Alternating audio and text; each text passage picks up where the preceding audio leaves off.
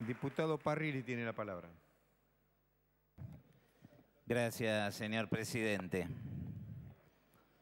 Escuché con atención la presentación del paquete de proyectos de ley que presentó el señor presidente de la Comisión de Presupuesto,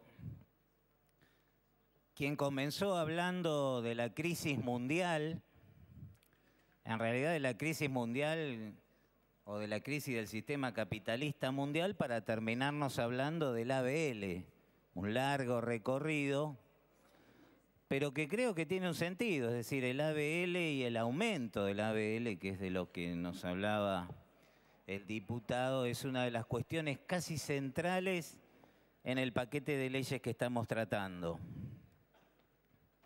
Y sí, la crisis mundial está llegando.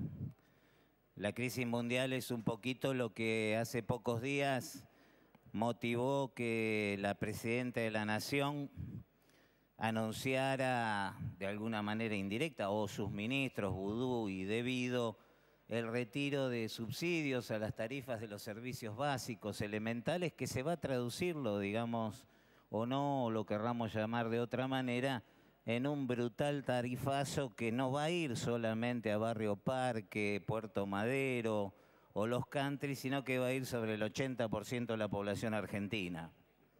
Es la crisis, y hoy casi podíamos decir que fue el Día Nacional del Tarifazo y del Impuestazo, porque después de que la presidenta de la Nación diera una especie de voz de aura, hoy empezaron los tarifazos en la provincia de Buenos Aires con Scioli, y acá en la ciudad de Buenos Aires estamos discutiendo, en el marco del presupuesto, la reforma del Código Fiscal, la ley tarifaria, en realidad un tarifazo en el ABL. Un tarifazo en el ABL que después me voy a explayar un poquito sobre ese particular, es ciertamente no solo grave por el aumento que se propone ahora, sino por las pautas de cálculo de futuras actualizaciones del impuesto que determinarán con el correr de pocos años que estemos verdaderamente ante un impuesto que sencillamente va a resultar confiscatorio. Algunas cosas en general sobre este presupuesto. Lo primero, que no hubo prácticamente ningún tipo de elaboración participativa, ni en el presupuesto de la ciudad, ni en el presupuesto de las comunas. Lo segundo, que quizás sería bastante más democrático que este presupuesto fuera debatido y decidido por la nueva legislatura que entrará en funciones a partir del 10 de diciembre. Nos parece que es bastante más representativa que esta.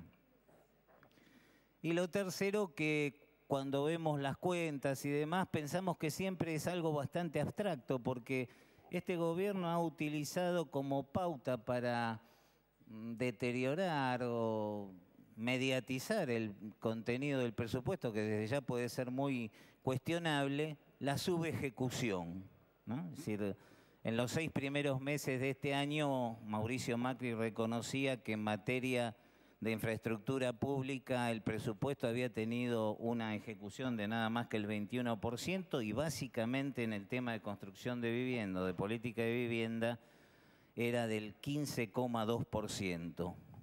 Bueno, escuchábamos la presentación del diputado y nos hablaba de la Policía Metropolitana, que hace a la seguridad. Se olvidó de la justicia, nos hablaba de las bicisendas, del Metrobús, del subterráneo, pero la verdad no nos hablaba ni de salud pública, ni de educación pública, ni de construcción de viviendas, ni de empleo, ni de inclusión social. Elementos que nosotros creemos que son centrales en una ley de presupuesto, en una política económica y en un programa político. Y creo que no nos hablaba porque ahí todo sigue siendo igual. Muchas veces cuando se dice que el macrismo quiere destruir la educación pública o la salud pública, creo que es un error. En realidad, hay una concepción de qué tiene que ser la salud pública y qué tiene que ser la educación pública, por ejemplo, para tomar dos de los aspectos fundamentales que hacen a lo público en una sociedad democrática por lo menos. Hay una concepción del macrismo. La salud pública tiene que ser un lugar donde los pobres, los marginados del sistema, vayan a morir en condiciones más o menos aceptables. Y la educación pública no hay que destruirla. Es un lugar donde los chicos de los sectores más marginados, más empobrecidos, van a comer y en todo caso, de alguna manera, que algo aprendan. Esto es lo que sigue reflejando el presupuesto. No me voy a perder en largos análisis técnicos, hemos hecho una observación bastante detallada en ese sentido. En el medio de el otro punto importante que hay es el del Banco Ciudad. Tarde de Perros era una película bastante conocida donde dos señores pretendían robar un banco. Bueno, salvando las distancias, esta también es una tarde de perros, en donde un señor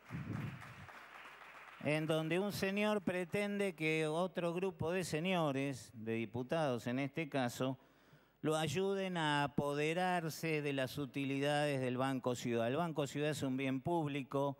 Nosotros estamos comprometidos a fondo en Proyecto Sur en la defensa de lo público, como dije antes, de la educación pública, de la salud pública, del espacio público, del patrimonio público y por supuesto del Banco Ciudad, que es un bien público y desde ya, como ya se ha dicho acá también, adelantamos nuestro voto negativo a esta pretensión del Ejecutivo.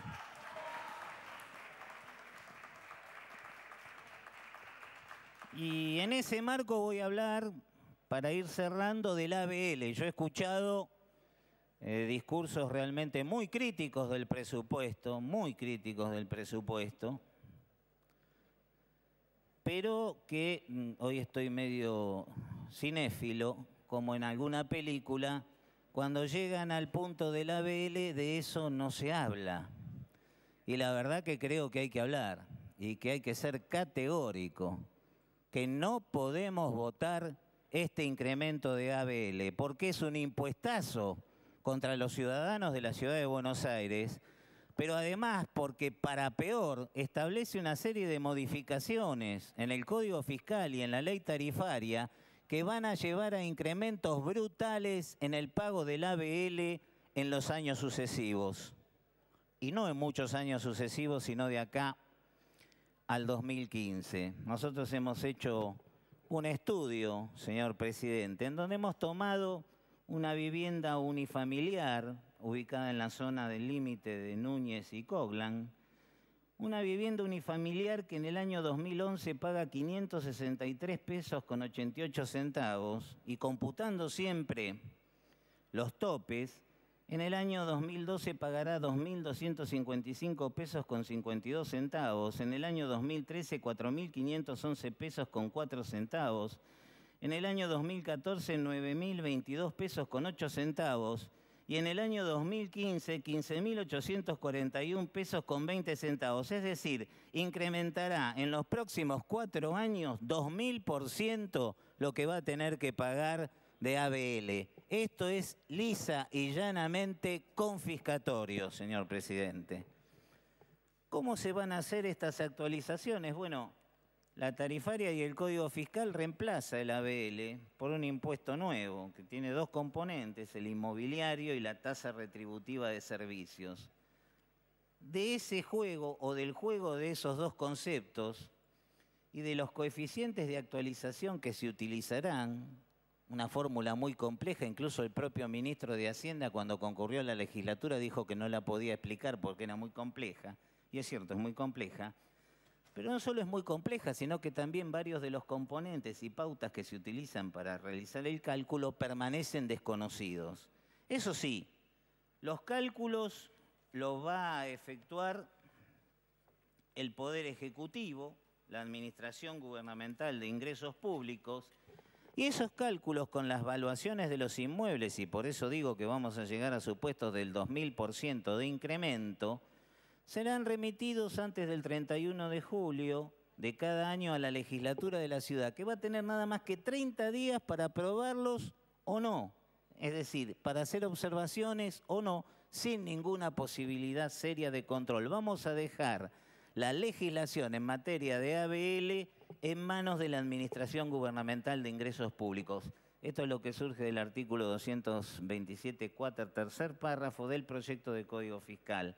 Por otro lado, los particulares van a tener la posibilidad de impugnar esos montos durante 15 días, o esas evaluaciones, durante 15 días siguientes a la notificación de la misma, cosa que difícilmente logren realizar o que difícilmente puedan encaminar, casi tan difícil como va a ser llenar la declaración jurada que les va a empezar a mandar Cristina a partir del 1 de enero para tratar de justificar que son pobres.